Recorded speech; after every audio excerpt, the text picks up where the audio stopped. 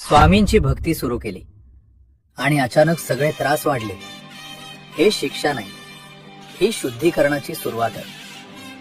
भक्ती सुरू झाली की जुनी कर्म, सवयी आणि वेदना वर येऊ लागतात. अहंकार आणि नकारात्मक शक्ती शेवटचा प्रतिकार करतात. म्हणून त्रास वाढल्यासारखा वाटतो. स्वामी आधी मजबूत करतात, मग त्रास दूर करतात.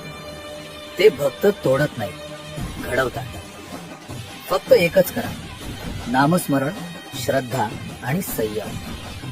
लक्षात ठेवा, भक्ती सुरू केल्यानंतर जर अडचणी वाढल्या तर समजून घ्या की स्वामींचं कार्य तुमच्या जीवनात सुरू झालं आहे. श्री स्वामी समर्थ.